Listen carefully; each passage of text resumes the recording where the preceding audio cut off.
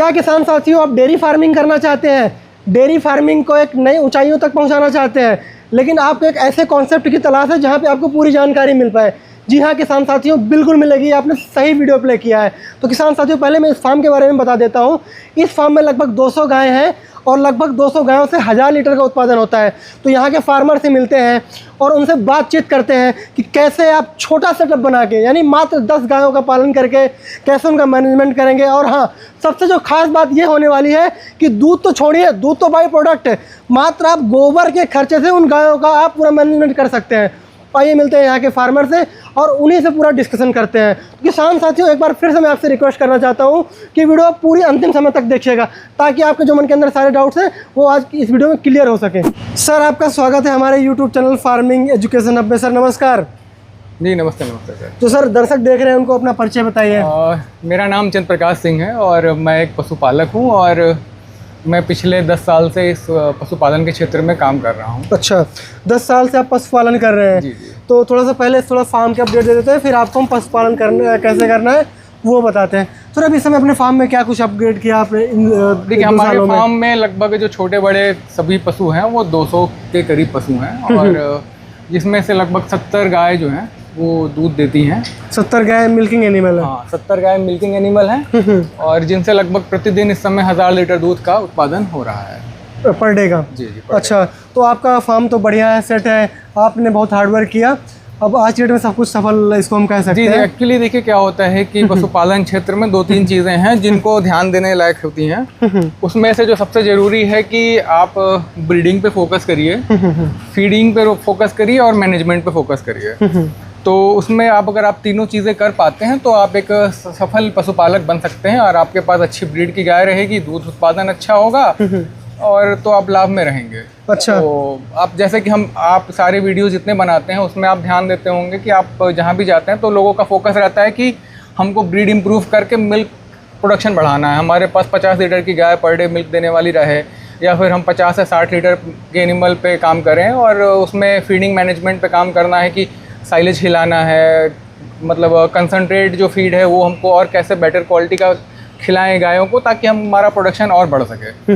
लेकिन जो मेरा पर्सपेक्टिव है वो बाकियों से थोड़ा सा डिफरेंट है। अभी 4 साल 5 साल पहले मेरा भी पर्सपेक्टिव वही था कि मुझे मिल्क प्रोडक्शन बढ़ाना है और मिल्क से पैसा कमाना है। पर इस वीडियो का मैं कहूँगा कि हम इसको थोड़ा बेंड करना चाहते हैं और इस वीडियो का जो मुख्य हमारा कॉन्सेप्ट रहेगा कि अगर एक पशुपालक जो मिल्क के अलावा और क्या चीज़ें कर सकता है जिससे वो प्रॉफिट कमा ले। जी जी, तो जिसमें कि मिल्क के अलावा भी गाय को कैसे हम यूटिलाइज करें और गाय का एक कंप्लीट सॉलिड वेस्ट मैनेजमेंट या ज़ीरो वेस्ट मैनेजमेंट पे काम करके और उससे हम प्रॉफिट कमाएं। तो इस वीडियो में हम लोग चर्चा करेंगे कि हमारे यहाँ पे ऐसी क्या प्रैक्टिसेस हो रही हैं जिससे हम लोग प्रॉफिट कमा रहे हैं या फिर आप उसको अपने यहाँ इम्प्लीमेंट करके आप उससे प्रॉफिट कमा सकते हैं। जी जी, दूध बेच के तो सब लोग कमा रहे हैं। जी जी। और जैसे बहुत सारे लोगों को सुनता हूँ कि अगर आप एनिमल गोबर दे रहा है तो भी जो आप उसको खिला पिला रहे हो वो आपको रिटर्न दे रहा है। रिटर्न दे रहा है, वो पूरा रिटर्न दे रहा है आपको। तो कैसे दे रहा है वो आज हमारे किसानों को बताइए। उसमें जैसे क्या होता है कि जो मिल्क है, मिल्क के अलावा हमें एनिमल गोबर भी देता है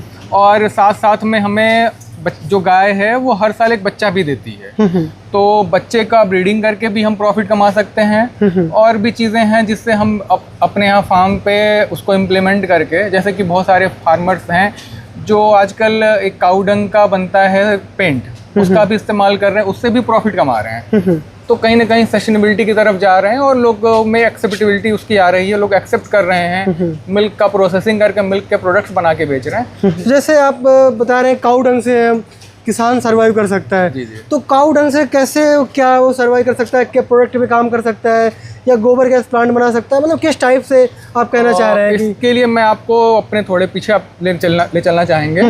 जैसा कि आप देख रहे हैं हमारे यहाँ ये पीछे फार्म है, इसमें से जो गोबर है वो प्रतिदिन लगभग 200 गाय से 3000 किलो के आसपास गोबर निकलता है। अच्छा, लगभग 200 समथिंग एनिमल से 3000 kg। ये छोटे बड़े एनिमल्स हैं तो उसमें क्वांटिटी वेरी भी करती है। उसको देखते हुए जो प्रोडक्शन है वो गायों का डिफरेंट करता है। ऑन एन एवरेज अगर एक एडल्ट काऊ है जो आपका 20 litre milk per day they रहा है, उससे एवरेज जो काऊ डंग प्रोडक्शन होता है वो 25 किलो के आसपास होता है। अच्छा जी सर, कैसे क्या कर सकते हैं वो थोड़ा बताइए।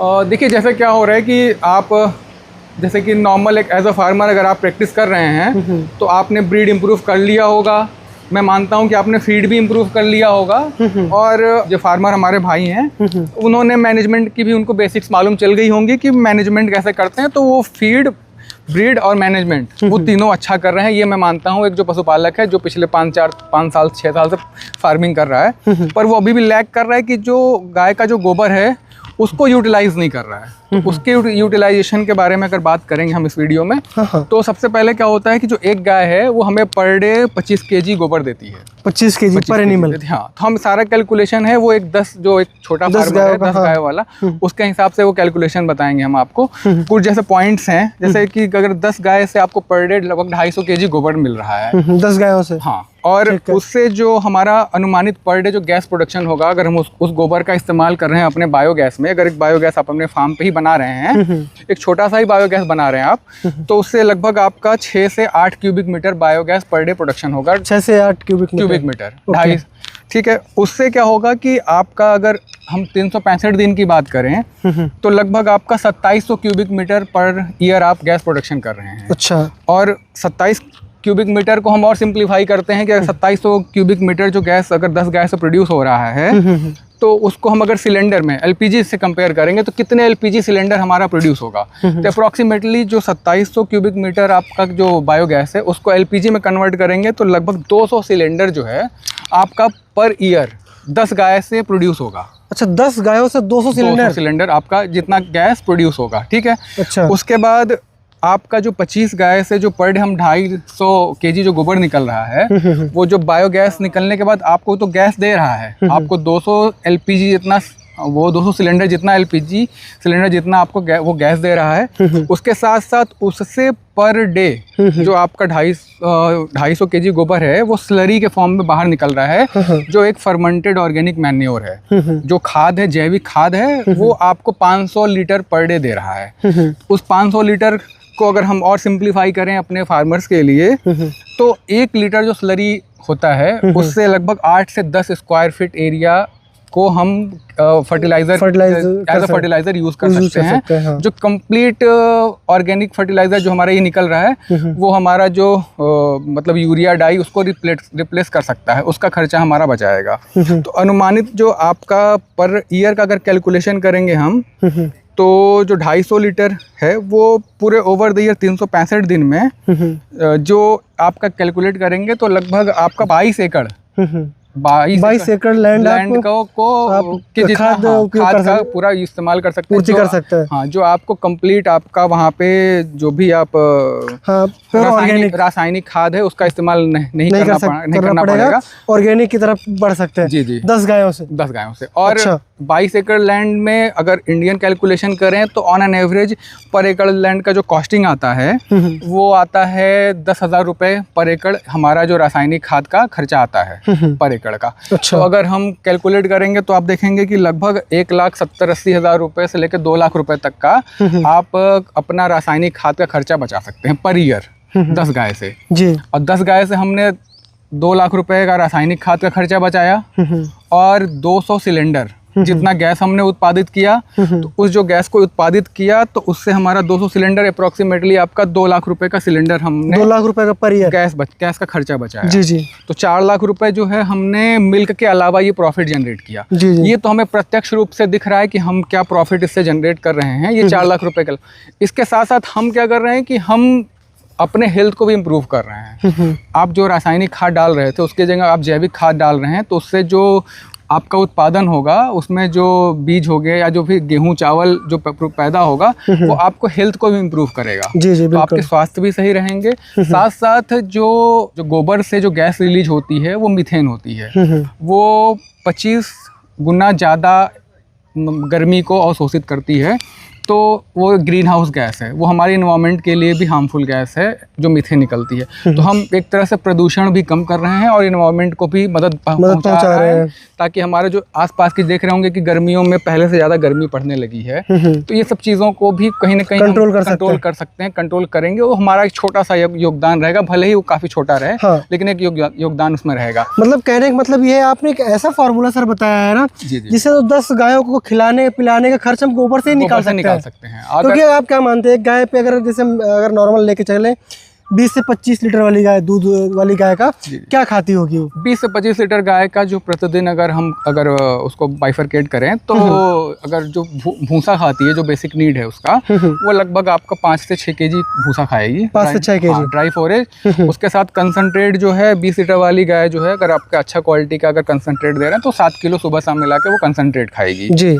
उसके अलावा अगर आपके पास साइलेज की अवेलेबिलिटी है तो लगभग आप 7 से 8 किलो 10 किलो तक आप साइलेज उसको अलग से दीजिए ताकि वो हेल्दी रहे। और अगर आप ये तीनों चीज़ें कर पा रहे हैं तो आपका जो गोबर का उत्पादन है वो 20 से 25 किलो जो हो रहा था वो 30 से 35 किलो हो जाएगा। 30 से 35 किलो हो जाएगा। जी, आपका गोबर का भी प्रोडक्शन बढ़ेगा। जब गोबर का प्रोडक्शन बढ़ेगा तो आपका खाद का प्रोडक्शन बढ़ेगा, गैस का प्रोडक्शन बढ़ेगा, तो आपकी इनकम और बढ़ेगी। इनकम बढ़ेगी। कहने का मतलब ये है कि दूध तो आपका बाई प्रोडक्ट हो जाएगा। जी।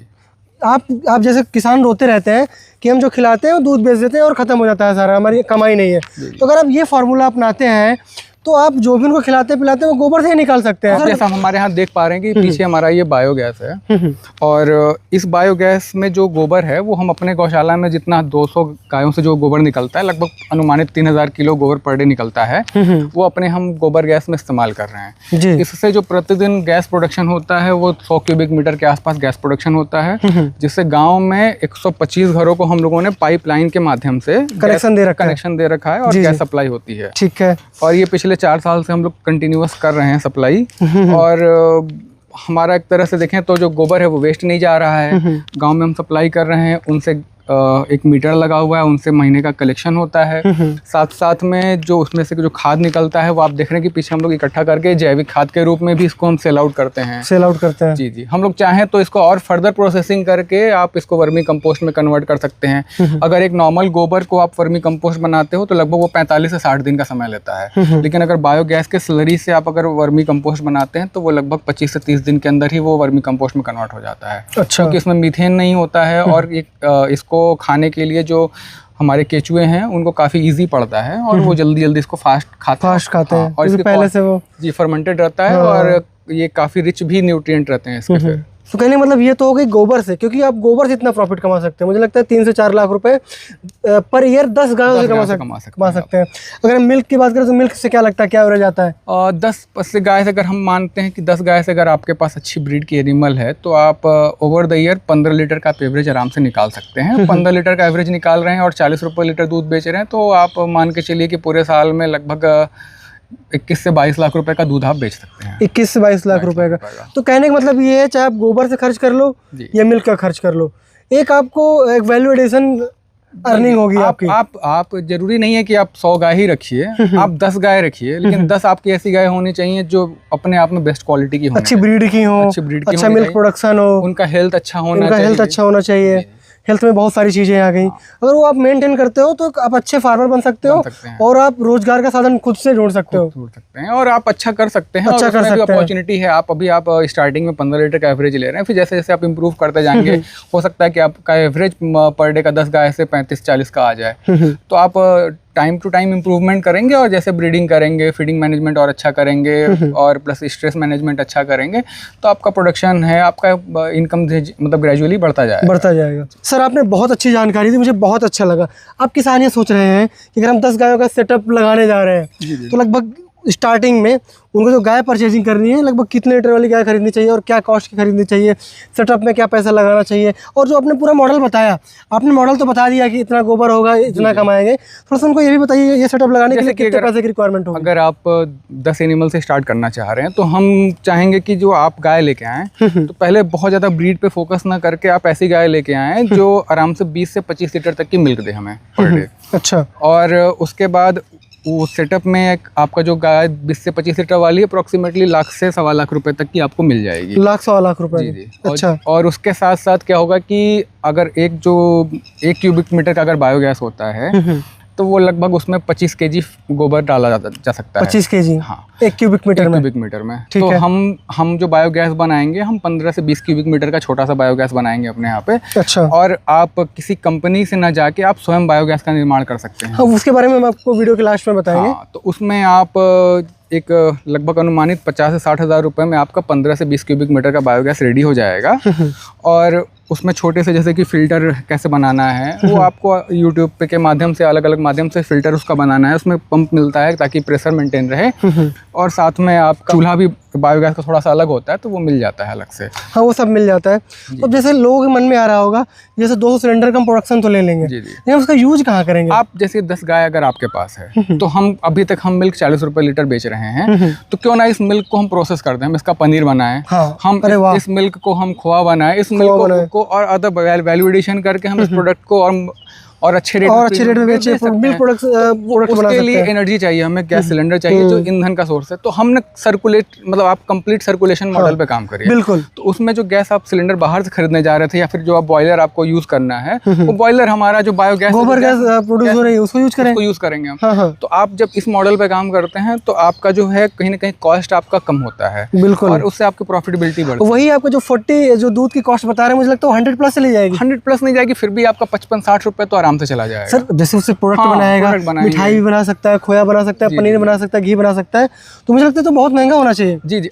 एक्चुअली क्या होता है, हम लोग के यहाँ पे एक प्रॉब्लम है कि जो फार्मर्स हमारे हैं वो ना मतलब यूट्यूब पे वीडियोस देखते हैं और वो मोटिवेटेड हो जाते हैं तुरंत कि हमको ये करना है कि वो कर रहे हैं। मैं चाहूँगा कि पहले फार्मर्स जो हैं वो ग्राउंड पे जाएं, ऐसे फार्मर से मिलें जो ऑलरेडी प्रैक्टिस कर रहे हैं। अच्छा। अगर कोई खोआ पनीर छेना का काम कर रहा है तो आप उससे जाके मिलिए कि भैया आपके लाइफ में चैलेंजेस क्या हैं, आप वो मुझे बताओ, ना कि आप क्या अच्छा कर रहे हो, कितना बेच रहे हो। आप क्या कमा रहे हो वो मत बताओ, आप कैसे कर रहे हो वो बताओ, वो कैसे कर रहे हो और आप को कहाँ लगता है कि कहाँ इम्प्रूवमेंट का जैसे आप मेरे फार्म पे भी आओगे तो मुझसे पूछोगे कि मैं कहाँ पे इम्प्रूव कर सकता हूँ, तो मुझे लगता है कि मेरे यहाँ पे अभी भी लूज हाउसिंग का एक इशू है जो मैं अभी सही नहीं कर पाया हूँ, और आने वाले 5-6 महीने के अंदर मैं उसको इम्प्रूव कर लूंगा। जो चीज़ आपको लग रही है वो सही करेंगे। जैसे मेरे पास कुछ एनिमल ऐसे हैं जिनकी कैपेसिटी 50 प्लस की है, पर लूज हाउसिंग ना होने की वजह से वो एनिमल कहीं ना कहीं हमें 45 लीटर पे ही जाके वो रुक रहा है। हाँ। तो हमें एक चैलेंज, हमारे पास एक हर्डल है जिसको हमको आगे बढ़ना है। जी जी। तो ऐसे फार्मर के लाइफ में भी बहुत सारे हर्डल्स हैं जिसको उसको पार करना है और जिससे प्रॉफिटेबिलिटी अपनी बढ़ानी है और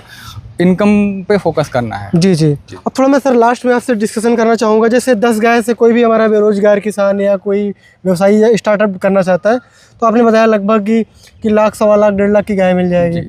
और गाय खरीदने के साथ साथ जैसे आपने बताया कि गोबर गैस प्लांट भी बनाएंगे तो इतने क्यूबिक मीटर में इतना रुपया लगता है, तो उसको और शेड बनाने के लिए कितने पैसे की रिक्वायरमेंट होगी और उसको सर्वाइवल क्या पेमेंट होनी चाहिए उसके? तो सेट बनाने के लिए जैसे अभी करंट अगर सिनेरियो देखा जाए तो कुछ रॉ मटेरियल का रेट ऊपर नीचे हुआ है, फिर भी अप्रॉक्सीमेटली जो एक गाय को एरिया रिक्वायर्ड होता है, अगर लूज हाउसिंग और प्लस शेडेड एरिया को मान लें तो लगभग 120 स्क्वायर फीट एक गाय का अगर एरिया हम उसको प्रोवाइड कर रहे हैं, कच्चा प्लस पक्का, और तो वो उसमें आराम से वो लूज हाउसिंग में रह सकता है। लूज हाउसिंग में आप कर सकते हैं। बढ़िया कर सकते हैं। हैप्पी काउ कॉन्सेप्ट बोल सकते हैं, पे आ सकते हैं हम, और उससे एनिमल का प्रोडक्शन भी मेंटेन रहेगा। प्लस जो शेडेड एरिया है उसका जो अप्रॉक्सीमेटली एक कैलकुलेशन होता है कि अगर करंट सिनेरियो को देखा जाए तो फर्श प्लस उसके खाने का अरेंजमेंट प्लस ऊपर शेडिंग, ये सारे खर्चे मिला के 300 रुपये स्क्वायर फीट का एक अभी अनुमानित इस समय कैलकुलेशन है। अच्छा। और एक जो शेडेड एरिया हमें एक गाय को चाहिए होता है वो लगभग 120 मतलब ये 12 स्क्वायर फीट का उसको शेडेड एरिया चाहिए होता है गाय को। तो उस हिसाब से आप अपना कैलकुलेशन करके 300 रुपये से मल्टीप्लाई कर लीजिए, और इसे कुछ ओपन स्पेस भी छोड़ना पड़ता है आगे ताकि हम भी उसमें चारा डाल रहे हैं तो घूमने के लिए, तो आपका जितना एरिया आप शेड लगवाना चाहते हैं वो 300 रुपये से मल्टीप्लाई कर लीजिए। 300 रुपये से मल्टीप्लाई कर लीजिए। तो मतलब एक आपका बेसिक स्टार्टअप, बेसिक मॉडल बन सकता है डेयरी फार्मिंग मॉडल। आप पहले बेसिक मॉडल पे काम करिए, जब आपको लगे कि नहीं आप कॉन्फिडेंट हैं कि आप एनिमल बढ़ा सकते हैं, आप ब्रीड पे फोकस कर सकते हैं, आपको एनिमल बाहर से नहीं लाना है, क्योंकि बाहर से एनिमल लाने में भी बहुत चैलेंजेस हैं। बाहर में जो एनिमल हो सकता है कि उसके अंदर प्रोटोजोअल हो, थैलेसेस हो सकता है एफएमडी वाला एनिमल आ जाए या फिर ब्रुसेलोसिस का एनिमल आपके फार्म पे आ जाए जो बाकी एनिमल को भी इन्फेक्ट कर सकता है। और स्टार्टिंग में आपको इतना नॉलेज भी नहीं रहेगा। नॉलेज नहीं, कभी भी फार्म बनाइए तो एक आपके पास ऐसा स्पेस होना चाहिए जहाँ पे आप बाहर से अगर एनिमल ला रहे हैं तो कम से कम 10 से 15 दिन तो उसको क्वारंटीन करिए। हाँ। उसको आप इस एनिमल को अंडर ऑब्जर्वेशन दूसरे फार्म पे रखिए। जब आप सेटिस्फाइड हो जाए कि नहीं इस एनिमल के अंदर कोई प्रॉब्लम नहीं है, उसका डिवर्मिंग आपने करा दिया